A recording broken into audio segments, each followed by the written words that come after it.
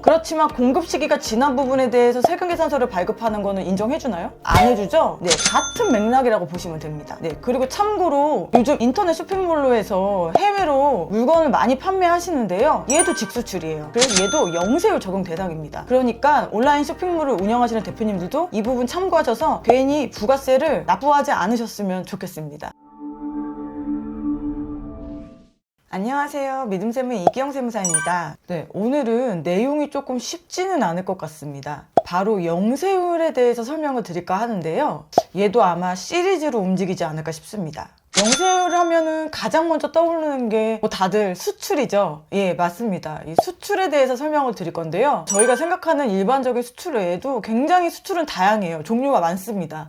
그래서 그 부분들 중에 다 설명드리기는 어렵고 몇 가지 조금 중요한 부분을 뽑아서 시리즈로 이야기를 말씀을 드릴까 합니다. 우선 우리가 생각하는 수출은 일반적으로 어떤 게 바로 수출일까요? 그냥 정말 일반적으로 생각하시는 거랑 똑같아요. 그러니까 내가 국내에 있는 물건을 해외로 판매를 하는 거, 그게 보통 우리가 다 갖고 있는 개념의 수출이잖아요. 네, 그게 맞습니다. 그게 가장 중요한 수출 중에 하나고, 네, 그것도 영세율에 적용이 되고 그 기반을 바탕으로 이제 가지치기를 하는 거거든요. 그래서 이 개념부터 가져가시면 좋을 것 같습니다. 네, 첫 번째 직수출에 대해서 설명을 드릴까 합니다. 얘는 제가 방금 앞서 말씀드린 그 수출의 개념이랑 똑같습니다. 그냥 수출의 전형적인 수출이라고 생각하시면 돼요. 이 직수출은요, 보통 두 가지의 필수 서류가 존재합니다. 첫 번째는 수출신고 필증이에요. 줄임말로 우리는 보통 수출면장이라고도 하는데요, 이 수출면장에는요 굉장히 많은 내용들이 들어가 있습니다. 근데 거기에서 우리가 필요한 거는 부가세 신고에 필요한 내용이겠죠. 그게 보통 이 수출면장에는 두 가지 정도만 보시면 되는데, 첫 번째로는 바로 수출의 금액입니다. 예, 금액을 알아야 신고를 할 수 있잖아요. 이게 수출 면장 거의 하단 오른쪽에 있거든요. 예, 그리고 동그라미 49번에 있습니다. 이 동그라미 49번에는 결제 금액이라고 해서 나와 있는데,